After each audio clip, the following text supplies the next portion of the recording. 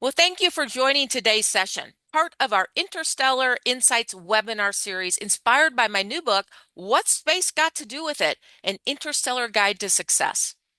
This book builds on the foundation of my first volume and takes the journey further, moving from personal reflection to purposeful action. It's grounded in four pillars: leadership, awareness, access, and action, and draws from over 3 decades of experience in the space ecosystem and insights from more than 200 global thought leaders. Today's conversation focuses on the third pillar, access, and specifically how we design it. So access isn't a handout. It's not something you wait to be given. It's something we build through infrastructure, investment, and legislation, as well as international leadership. In Chapter 5, Access Through Policy, Build Systems That Open Doors, we explore how visionary frameworks shape who has the opportunity to participate, grow, and lead, not just today, but for generations to come. Policy isn't just written in government buildings. It's embedded in programs, institutions, boardrooms, and community networks. And when crafted with purpose, it becomes a powerful tool for transformation, not just for a few, but for many. To help us explore this chapter, I'm joined by three extraordinary change makers: Bodil Valero, Dr. Anino Emua, and Dr. Muhammad Sharif. Each of them has worked across borders and sectors to expand access in meaningful, strategic ways. Their journeys span public service, science, education, finance, and interdisciplinary diplomacy. But they are united by one core belief: that access is not accidental. It's intentional. And when we lead with purpose, we don't just open doors, we build frameworks that keep them open. So whether you're a policymaker, entrepreneur, educator, or someone seeking to create meaningful systems change, this conversation is for you. Today, we'll explore how access becomes a legacy and why designing it well is one of the most powerful things that we can do as leaders. Now I'd like to introduce our three extraordinary change makers. I'm honored to welcome Bodil Valero, a former member of the European and Swedish parliaments and a lifelong advocate for democracy, peace, and human rights. Her leadership has helped shape policy on migration, sustainability, and global justice across Europe and beyond. Welcome, Bodil. Thank you very much, Shelli, and thanks for inviting me. When I think about myself as a leader, I really never thought I was a leader. But then thinking back, I realized I was born leader because I've been leading my whole life. But my way of leading maybe is because I have a goal. I want to go somewhere. And then on that way, I bring other people with me to reach the goal. By accident, I became a politician. It was never thought I would be one. I wanted to be an artist. But I became a politician. And I mean, as you said, in the Swedish parliament and the European one, and in this very moment, I'm leading all the green parties in the world in the coordination of the green parties. I'm one of two co-conveners. But something else that I'm doing, and that is very important in my life in this very moment, is that there is a global women organization called G100. And this very year, I am the president of the whole organization. And that is one of my great purposes this year, to work with this organization, make it grow and make it more known, more visible, because I really believe that we women need to be seen in the world. Normally, in this organization, I'm leading the sector of security and defense, because this is what I was working with in the two parliaments. Thank you. That was the short version. Well, thank you very much, and very exciting. And we'll dive more into all of those things shortly. Next, I'm delighted to welcome my good friend, Dr. Muhammad Sharif, a science and policy leader serving as an advisor and director at ISESCO. His work spans more than 50 countries, building educational access, scientific infrastructure, and innovation capacity across the Islamic world. Welcome, Sharif. Thank you very much, Shelly. It is always an honor and a pleasure being with you and learning from you. Miss Bodil Valero Anua, Doctor.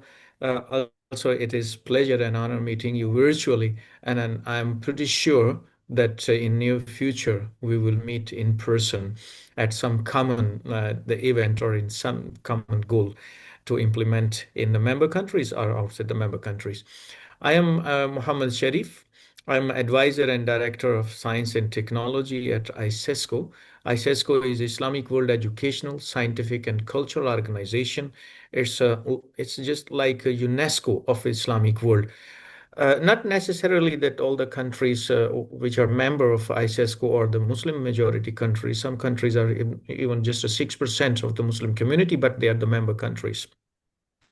My background is I'm a chemist basically. I was born in Pakistan and raised in Germany, and I'm working in the Arab world for a long time. I was for a short time in Qatar and in Oman, and then later I was serving as a faculty at the King Fahd University of Petroleum and Minerals, Saudi Arabia. Since 2020, I am working at ISISCO, which and headquarters is at in Rabat. We operate for 54 countries in four regions, having the regional offices in Sharjah, Baku, Tehran, and also the centers, like 15 centers in African countries and others. So I'm basically trying to create the awareness about the different programs and the policies, particularly for the capacity building and skill set acquisitions.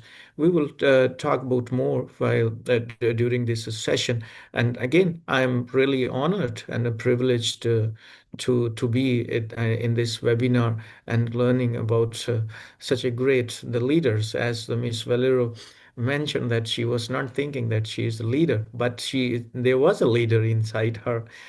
So it is really nice. I would say that that the ladies or the women already the leaders. They are the leaders of the family, and then it expands this with the advancement of the experiences what they get in life. Thank you very much once again, and I took a little bit longer, so looking forward to contribute with my intervention in this webinar. Thank you, Shelly. Thank you, Sharif. And of course, it's my pleasure to introduce Dr. Anino Emuwa, an international strategist, board advisor, and founder of 100 Women at Davos. Through her work in governance and leadership networks, she's advancing inclusive policy and access to opportunity on a global scale. Thank you, Anino, for joining us today. Thank you. Thank you, Shelly. Delighted to be here with Bodil and Mohammed, and really interesting hearing already a little bit about both of you. It really is an honor. And yes, I do like how you frame this when you talk about access, because I work on inclusion, and you can't have inclusion without access. So it is absolutely the way to go. So my background was in corporate banking, and I then went into entrepreneurship because I thought that, entrepreneurs need to have finance. But then what actually struck me was the lack of female leadership in many fields, from entrepreneurship and into the corporate world. And I began to become more interested in why was this the case and how do we deal with that? And clearly, there are many issues at play. But of course, one of the key things is having that access and that visibility. And the other is actually changing the world around us, because the world around us in the arena of any leadership arena, but in business, has been built through 200 years of the Industrial Revolution, when it was historically that men went into the workplace. But the reality is that the social life and social structure, education has changed, and we're still struggling, with how to include women into leadership. And here we are today, where we actually have a lot of issues, a lot of opportunities, and we need to have the best talent in the world participating, and that is men and women working side by side together. So I am the founder of 100 Women at Davos, which is a community of impact-driven women leaders founded in Davos alongside the World Economic Forum about 6 years ago now it was. And I also have a few other communities which are run, but essentially what my work is about is advancing inclusive leadership. And that we have four main pillars on the corporate side, on the entrepreneurship side, on innovation, and also lastly on sustainability. So that's it about me. Well, thank you both, or all three of you, so much for sharing those thoughtful introductions. Now we're going to dive into the heart of today's conversation, where policy meets purpose and where access is no longer a hope, but a strategy. But before we do, I'd love for each of you to share a brief reflection on your leadership journey. What were some of the pivotal moments and turning points that shaped your path? So let's come back to you, Anino, and I'd love to hear your journey. Thank you, Shelli. I think you know that when we're young and when we have career ambitions, it is very much focused. The way education is very much focused on you, on what it is you're doing, on the path you need to take. It's all about you, really. And so along that journey, very often you may not be aware of what is happening around you. And I wanted to go into corporate banking, investment banking, actually. I'd studied economics. And it was really, get the grades, get into the right university, get the right job. It was all about what you were doing to get into that space. And that is exactly where I started out from. But then I began to have this awareness of what was happening around me, and I began to question. And it's in that questioning that that the data began to reveal certain things around me. And as I said earlier, one was entrepreneurship, and why entrepreneurs weren't getting finance. I was a corporate banker. I knew how we were lending, but I could see that entrepreneurs weren't getting it. And I thought, this is a problem. I'd been in the UK, then studied in the UK, back into Africa, Nigeria, my home country, and traveled and lived and worked in several African countries. But there were certain moments in time where it was just like a light bulb moment. One was at the World Economic Forum. The first time I I I was there. I'd heard about it. I'm studying economics at LSE. Obviously, you'd hear about it. But decades later, I walk into the room and realize that there aren't very many women in entrepreneurship. And in my doctorate, when I did my research, if I was doing it again, I would rewrite it. I don't think I even put the word gender into it, right? And yet, we know that women only get 2% of venture capital funds. So again, the data.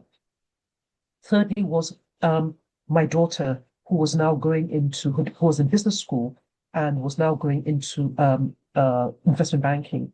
And I asked her how many other women are going into investment banking, and there weren't very many. And when I looked at the feeder degrees, for example, economics, which I'd studied decades ago, and you start looking at the numbers, then you start seeing that relatively women are the minority. And so that getting the data, seeing the reality, those were turning moments when I realized that on its own, we aren't going to get to where we're going to very, very soon. I think we now know it's 123 years before we get to equality. But it's not just a question of justice. It's a question of inclusion, fixing the world for the betterment of organizations, of people, for planet and society. And it is about changing things to make sure that we have the right talent, the best talent on board, and it's not a zero-sum game. Game is actually a game where everybody stands to benefit by having the best people, talent included in decision making. Thank you so much for sharing that. Sharif, we'd love to hear your leadership journey. Thank you very much, Shelli. I would not say that it is a leadership journey. I don't consider myself still in the leadership roles, but I'm still learning. Thank you very much. As you have asked me the question when you were interviewing for the book, and then I mentioned you that and I mentioned also in my introduction that I was raised in Germany, but I was born in Pakistan. So in this context, I would say that you have really chosen a very, I mean, timely the topic access, you know, and I always mention in my interventions at different the events and in different occasions the three A's. Yeah, you might heard from me that many times that the three A's. The first is awareness, and the second is the acceptance, and then it comes to the actions and applications. Yeah, so I think that from now on I would use also the 4A or tetra A's, then is access, which comes before the actions and the applications. um, as I mentioned that then I come from the country which is still the developing, or more or less the people say the third world country. So some of the pivotal moments that shaped my commitment to expanding the access, it comes from witnessing the first-hand transformational impact of the opportunities, whether it was access to the quality education or to the digital tools or mentorship. You know, in my early career or in my early age, I've seen the wonderful people, more beautiful, more wiser, more stronger, more good looking, the brilliant individuals, the held back simply due to the lack of access, not the lack of ability, I would say. So this realization actually combined with my experience working across the diverse regions, as you mentioned, that, and then I mentioned that we are working in four regions, which are, I mean, the developing, more developed, and also the underdeveloped countries, like, I mean, Africa and also in Asia, some countries. So it actually made it clear to me that the equitable access is not just a matter of the fairness, but a catalyst for innovation and inclusive development.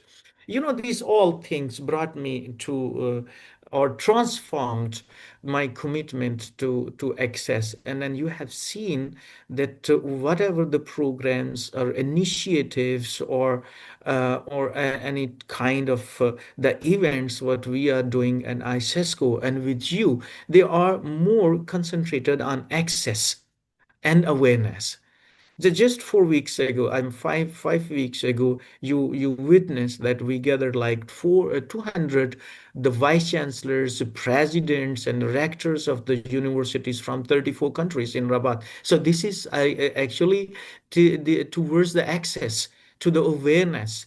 So I mean, this kind of things uh, mainly I see that they are the people who are more stronger, more brilliant, but they are held back because simply they don't have access or they don't have the awareness. So these things actually, these are the pivotal moments as of your question, which brought me to expanding my career or my initiatives, my programs, uh, to the access. That's my take on it, Miss Shelley. Well, thank you so much, Sharif. And Bodil, I'd love to hear a little bit about your leadership journey. Yes, it has been very accidental, so to say. It just came there.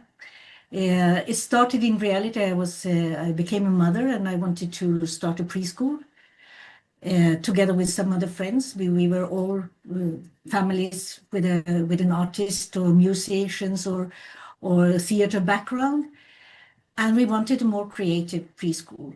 And we came with this brilliant idea to the municipality and told them we want to start a preschool.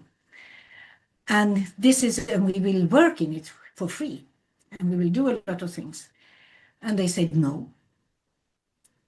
And they couldn't explain why. They said, no, only people with money are doing these things. And we said, well, we are not very wealthy people. We're a bunch of artists and we want to do this. And they said, no. So I got mad about them. I thought about these stupid politicians. And what do? If you are standing outside, you can scream as much as you want, but you cannot get anything. So I decided I wanted access to decision making.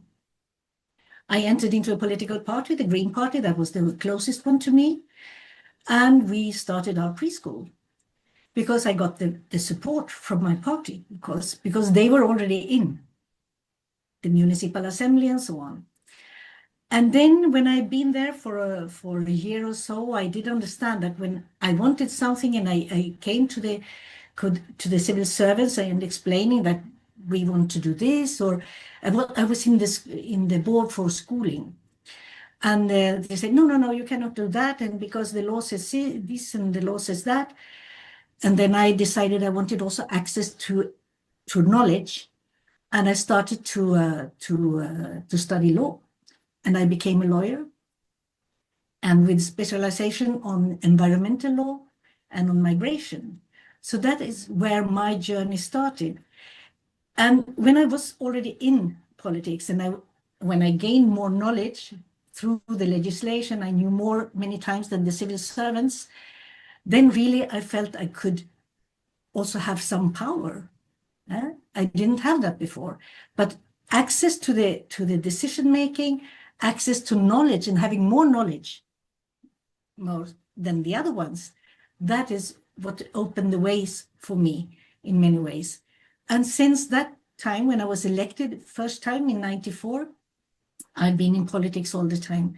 I was elected for 25 years, but on different levels. First on the municipal level, then on the regional level, national parliament and the European Parliament, and now as the co-convener of the Global Greens. But the most important part of politics is the one that is most close to the citizens, because it's there is where you can make a difference, really. When I walk around in my town now, I can see a lot of things that shouldn't have been there if I didn't take an initiative many years ago.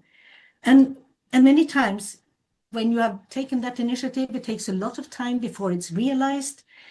And when it's done, they tell you someone else takes the credit for it. But that doesn't matter. The important thing is that it is done.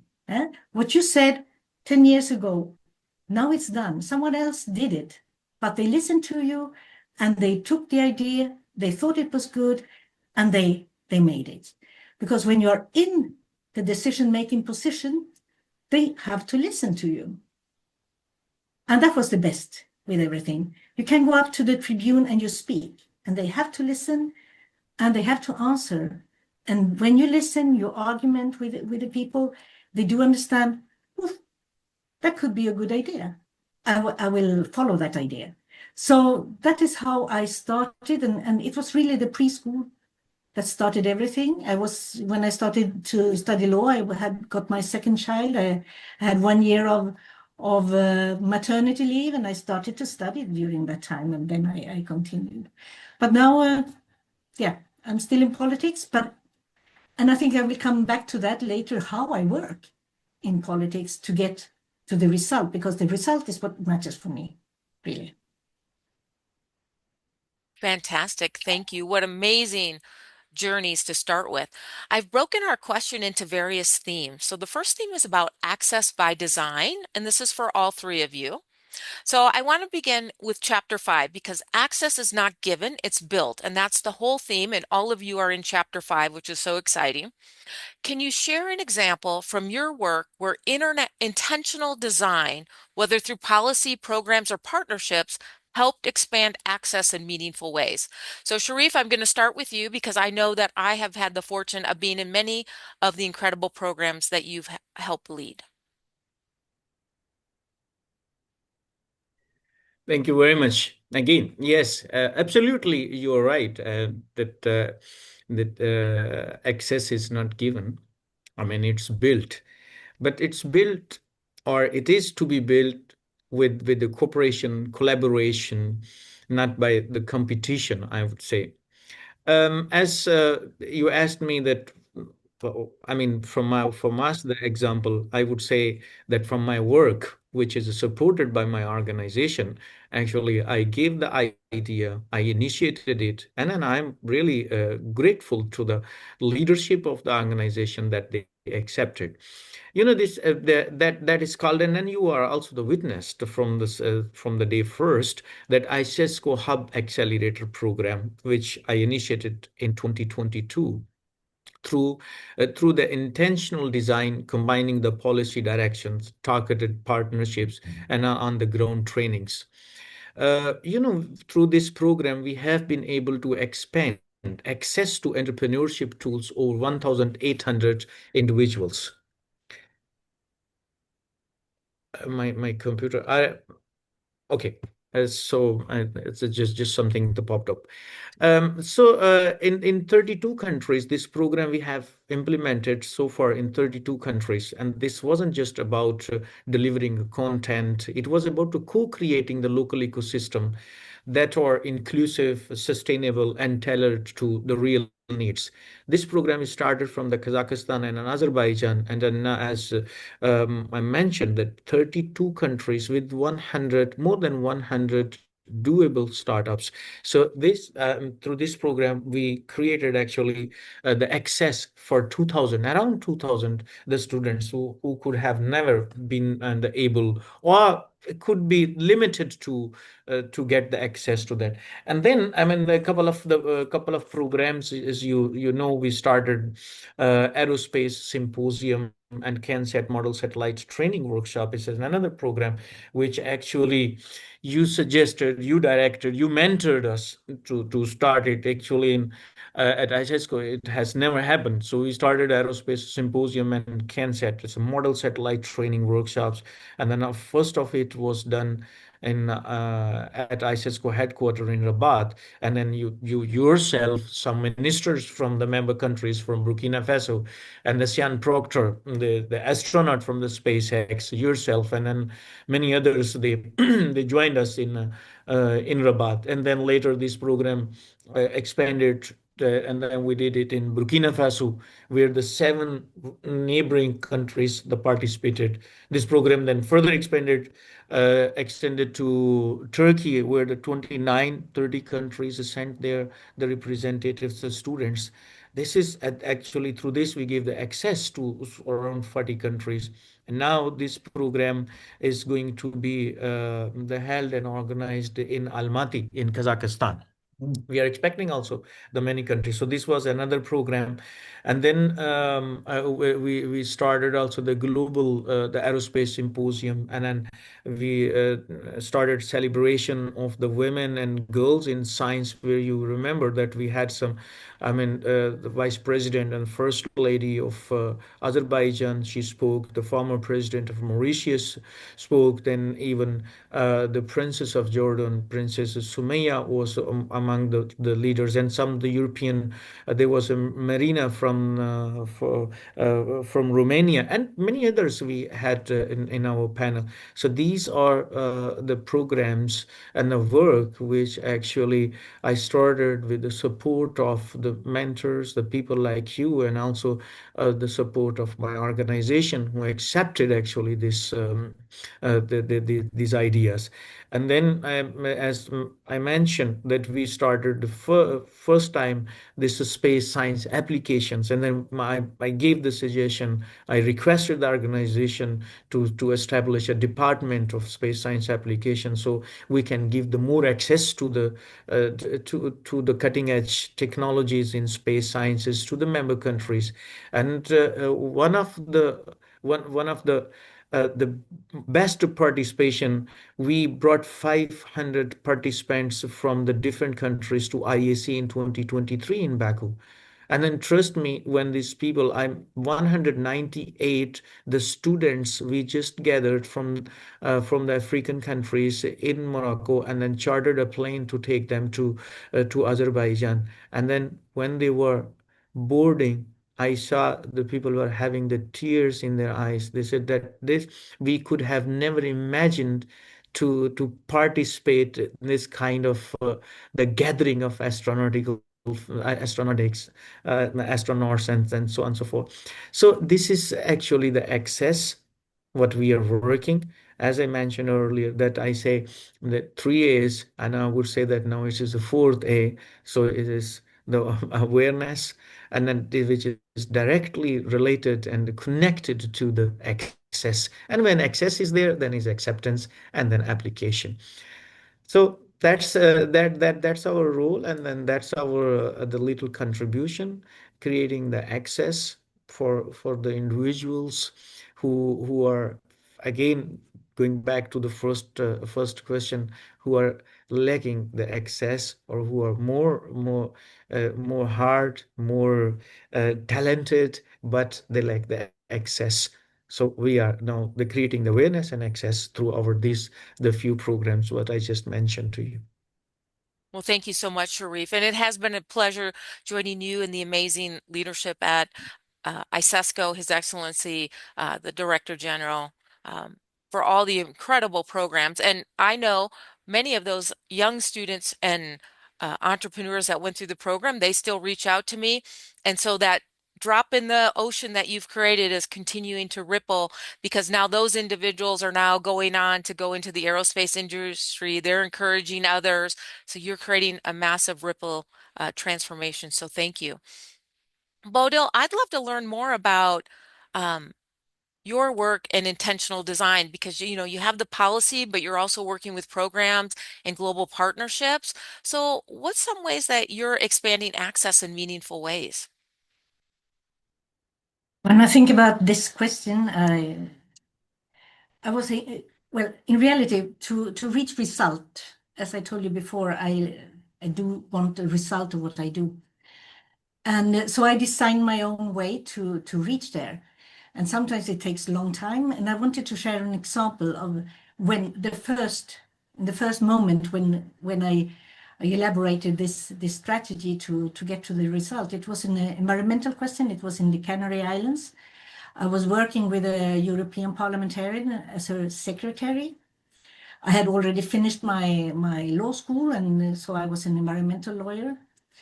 And we were called to the Canary Islands by a mayor from the Social Democrats, or Socialist Party. And they asked us to support them to stop a high-tension cable in the middle of the national park, just beside the Teide.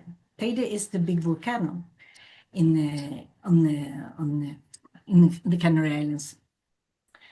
And we went there, and it looked rather bad because the decision makers, they had already decided they would put it on up there, because they said down there, we said, why don't you do it at beside the motorway? They said, no, the tourists, they don't want to see a high tension cable when they step down from the airplane.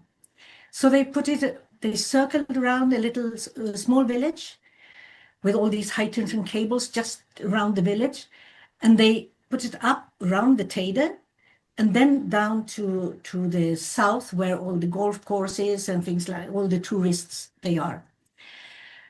And this mayor, he felt he needed help. So I looked at his everything, all the papers, what I've done, and I directly saw that the environmental assessment description wasn't done.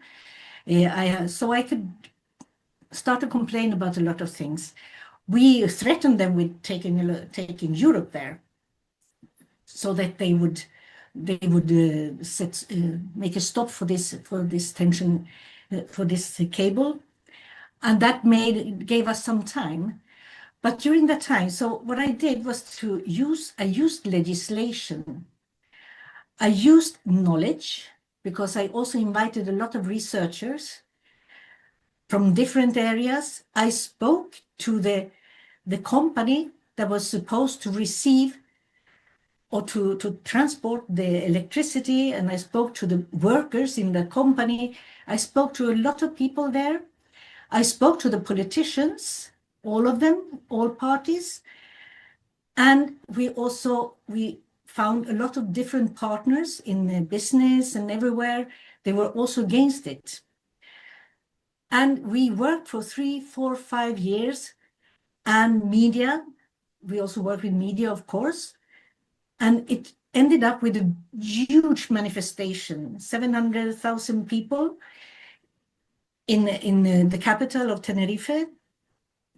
And even all the mayors were walking there, independent of what political party they were in, because it was just before the election. And none of them could say no to that big public demand. So this is when I learned that strategy to use so many different partners and use politics, use media, use the legislation, and to reach the result. And I've used that strategy in many, many occasions, and it mostly always works. Maybe you don't get a stop for something, but they did exactly what we wanted from the beginning. Put the high tension cable beside the motorway, because it's already destroyed, that part. And the tourists, they don't bother. They would bother to see that high tension cable up in the Teide, in the volcano area. So that is my strategy, how to reach the result, using all these different partners and institutions and so on, and the public opinion, of course. Excellent example. Thank you so much. So Nino, I'd love to hear your thoughts on if you can share an example from your work where intentional design, whether through policy, programs, or partnerships, helped expand access in a meaningful way. Thank you, Shelli. And just to say that, Bodil, I've learned a lot, about your strategy, which I think is very sort of insightful. Thank you very much. And also hearing about Dr. Sharif's work with expanding access, through getting those hundreds of young people to one of the conferences. And I think what's clear about this is access has to be really intentional, right? And you have to want to be inclusive, and you have to take the initiative, as Bodil said. Yes. So for me, in my work, it had to do with female leadership. And in the first instance, when we talk about leadership, anyway, for me, leadership very often has to do with people, right? So if there are no people, then it's not really, you don't think of it as leadership. We think of leadership as leading people, right? However, leadership is about making progress and going forward and doing something. But you can't be going forward and looking forward without looking back, right? And seeing if anybody's following you, but otherwise it won't happen. So you have to, at the same time, have one eye to make sure that you have the people who are going with you, and also make sure that you're going forward purposefully, right, at the same time. So it's not always very easy. But taking the initiative is sometimes something that happens. And really, I think for me, it was, I had been in the corporate world, and leadership was about, moving up, and you get a promotion, and it was a sort of natural path to progress if you had performed. But I found myself in a different time and different space, right? And which had to do with women's leadership, where I noticed that we didn't have this lack of access, which I felt was unnatural and was not in the best interest, of any economy anywhere in the world. But the difference here was that it wasn't looking at something that existed as in the corporate world and moving up. It was creating something new. So this is what I did with 100 Women at Davos, which was basically there was nothing, and just really took the initiative without any real expectation, but with there was a purpose behind it. I wouldn't even say there was a mission, right? The purpose was really that we need to have more visibility for women who are actually there in Davos and improve access and visibility. And in very many ways, this was just created literally like that. And what I meant is going to people, whether they call it collaboration or partnerships, we've talked about that, right? Because the mission is bigger than any one person or any one group, right? And speaking with them and saying, look, we have, these women who are really at a certain level and have a lot to offer. We'd like to attend your event, or, we see that there are not very many women. And we just literally, it was as simple as that, right? And that way we actually gained access and credibility. And then we started creating tables of our own. And interestingly, we do have an event now called Tables for Change, where we gather groups of women or leaders together. And so it was about being intentional, right? Seeing where the gaps were and trying to do something about it. So literally built table, and in fact now tables. But I think what drives that is really the mission and the purpose. And when you do that, what we find is, and just like you have invited me here, you find people with similar missions, people who believe in you, and people who will say, oh, look, that sounds great, and this is how we can help you, really, because there's a mission which is much bigger than yourself or anybody else. And it's really a mission that is for the betterment of the world. So that is how, we went about and built what it is we have built today with 100 Women at Davos. Fabulous. Thank you so much. Well, we're going to pivot to the next theme, which is building systems that last. And this question is for Sharif and Anino. So, Sharif, we'll start with you. Sustainable access depends on structure, not just sentiment. How have you built systems, institutions, networks, or initiatives that continue to open doors for others?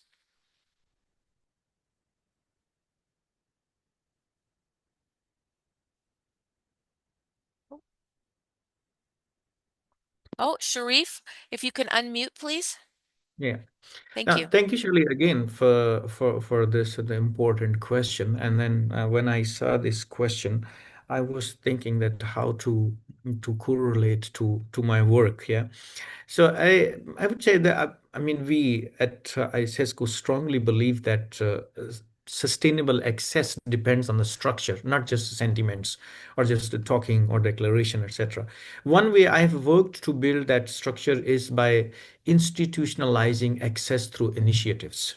We do one activity, one event, one training, but and it can be forgotten. Or I mean, once the speakers are coming and then the going, then the trainees or the participants are come and then it finishes. No, but if we can institutionalize it like we did with the ISESCO's model satellite training workshop and hub accelerator program, we are being connected, we are connected with the speakers, with the participants, with the trainees, with the engineers, with the trainers who took part in the first one and now in the fourth one. So the people are getting um, the information and also the opportunities and options which are coming across, and also a hub accelerator program, for example.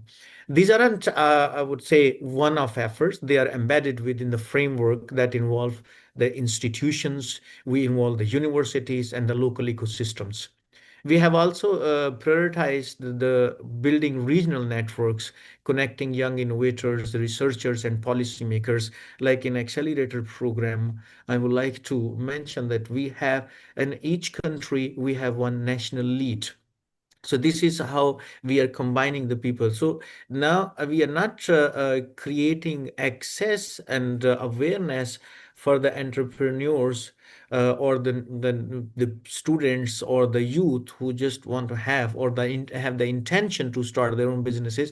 We created the national leads, or we made the focal points in each country. So there is 1,800 people have gone through this program. They have got this acceleration, the coursework, the material, and still if they need some help, they have the national leads in their countries. So not only the 32 countries we have just done it, but we have also created an ecosystem of the leads, the leaders who in time of the need, they can still give give the people the guidance.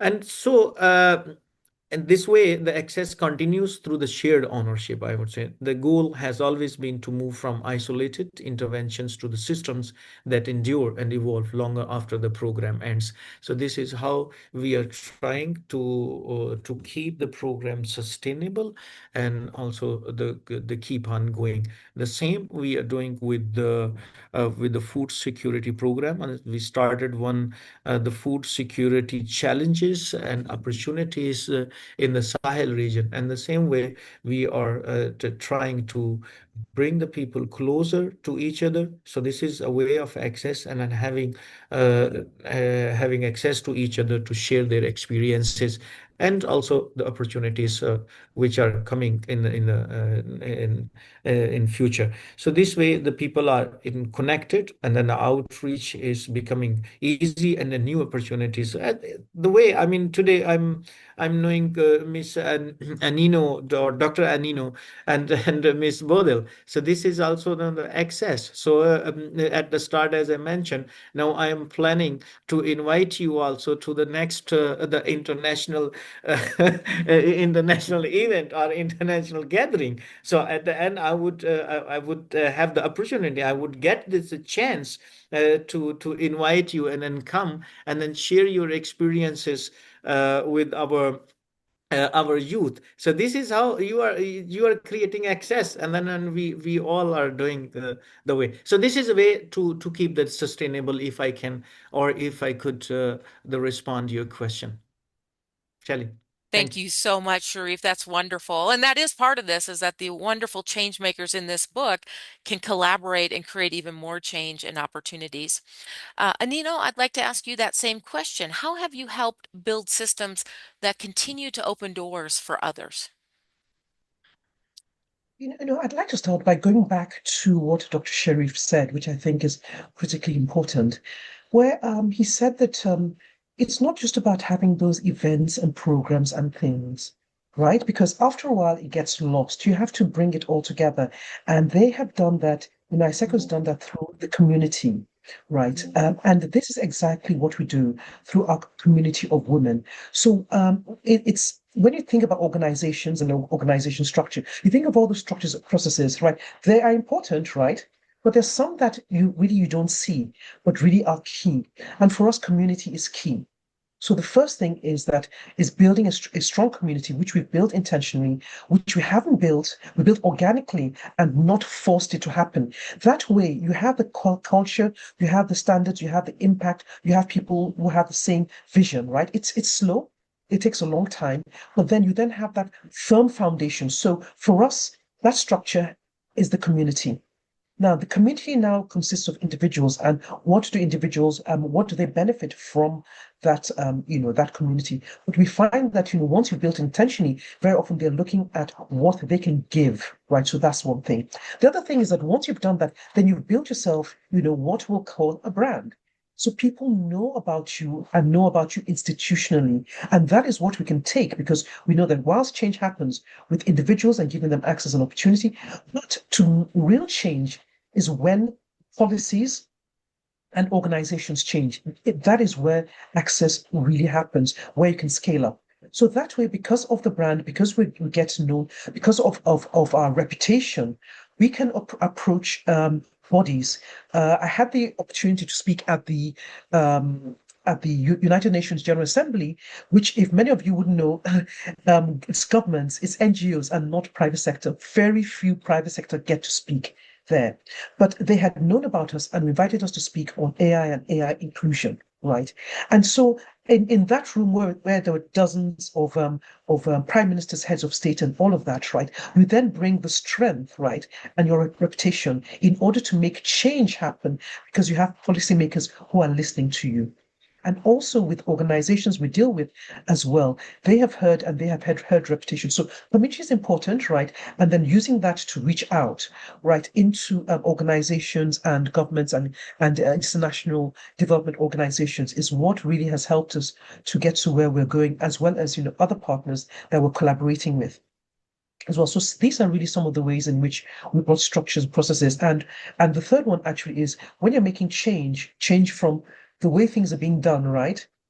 You also have to change minds as well. And we do that through our thought leadership. So thought leadership is also an important perspective for us. So in terms of what you do in thought leadership, and that could be anything from what we write, what you write, articles, social media posts, as well as, curating panel sessions at different summits, not just ours, different summits on different topics. Future of work, inclusion, women's leadership, sustainability, innovation, and all of that, right? And is where you're sharing ideas with people about what can be done to make positive change happen. So thought leadership is certainly the third piece of what it is we do. Absolutely. I love that. Now, as we pivot to the third theme, and this will be our final theme for today, Bodil, this question is for you. It's about turning policy into pathways. Policy can feel distant until it touches people's lives, and you've shared some of that. How have you translated high-level strategy or legislation into tangible opportunities for others?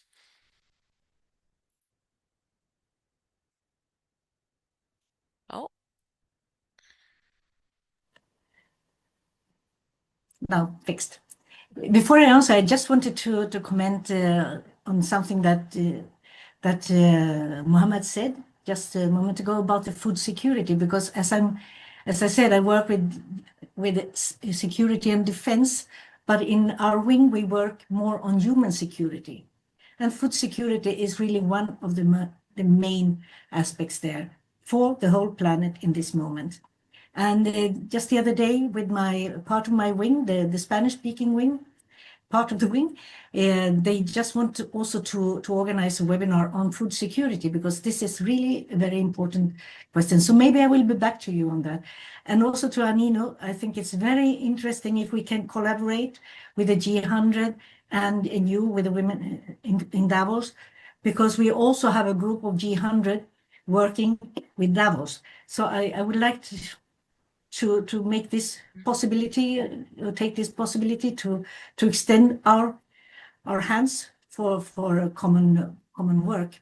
And then, as going back to the question, because as I said, the most important part of the work, the political work, is done on the local level, really. Is there where you get all the new people coming in to the work. But when you are elected to the parliament, maybe you are so occupied, so you don't come back as often as you should to your hometown. And you are so absorbed by all the work and the legislation and things like that. So you forget about the roots, your own roots in politics. I think it's very important that we as politicians, that we always come back to where we started, so we can be the mentors of those who came, or those who come after us. Yeah, I have a very close relation with my constituency still, even if I'm not any longer on any list, because I was already for 25 years. That's enough. And we have to leave it over to new people. But that is also a problem, because many politicians believe that this is something they will do for life. But politics is not a profession. It's something you do because you believe in it. And if you believe in something, you need to believe that it's not only about you, it's about the others. So what I try to do is to be the support in my constituency, in my town, in the smaller groups. And as much as possible, I go there and I do things together with them. And now, just a couple of weeks ago, I had G100 at a visit in my hometown, and we also met. We went to the party of the Green Party, because I always do things together with them. I think another thing that is important when it comes to politics and policies is that there are very many different areas of politics. And many of them are very women-dominated, schooling, nursing, and things like that. And others are male-dominated, as security and defense, foreign affairs, etc. And my ambition is that we make this more even.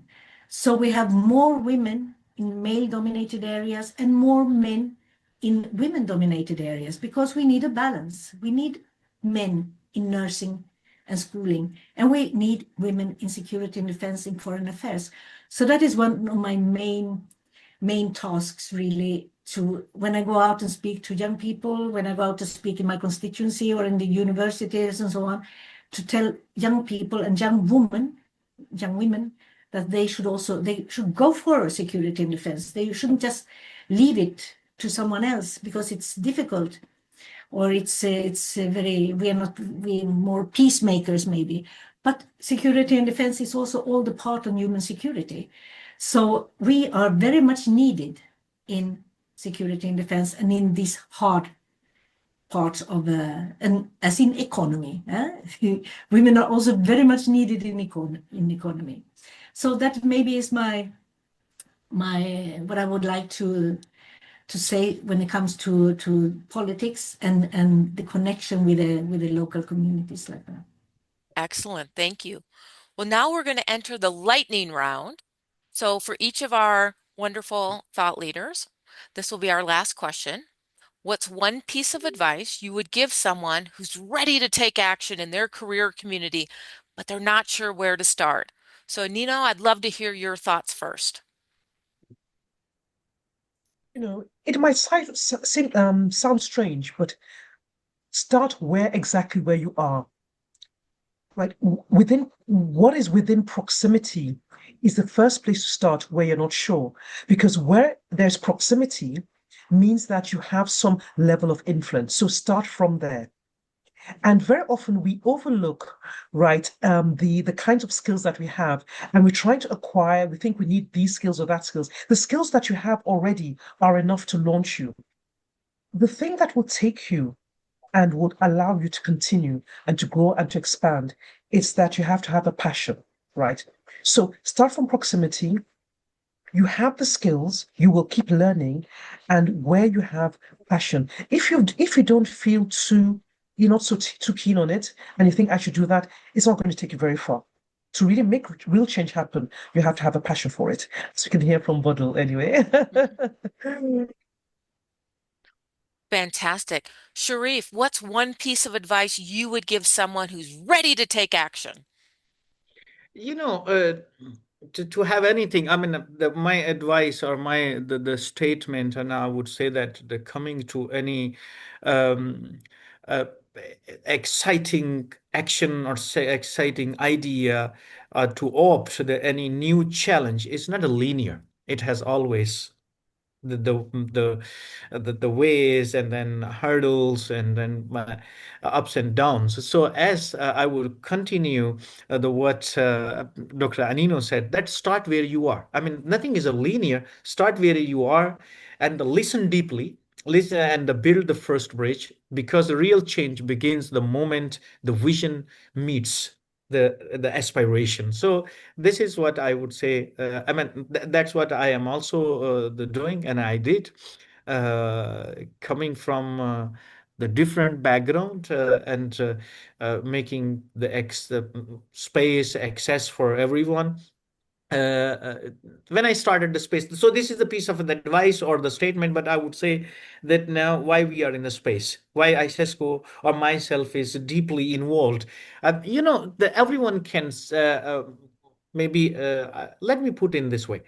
You Not all of us or not everyone can see the ocean or can beach or have the opportunity to go and then spend some time on the beach or on the ocean, yeah, but everyone can see the sky and stars, yes.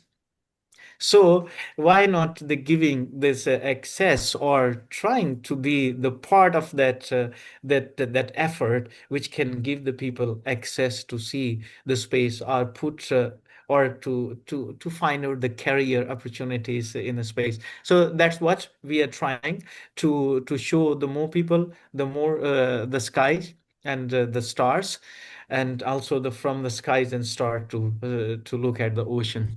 Thank you very much for your webinar and arranging this so beautiful and wonderful, and I would say that very exciting, informative the webinar, and giving this opportunity to learn Miss Bodil and Dr. Anino. I think this will continue. Maybe after the Miss Bodil give the statement and advice, I would like to have 1 minute of you also. Thank you so much, Shelly. Thank you, Sharif. And as I like to say, the sky is not the limit. There are no limits. So with that, Bodo, I'd love to hear your piece of advice you would give someone who's ready to take action.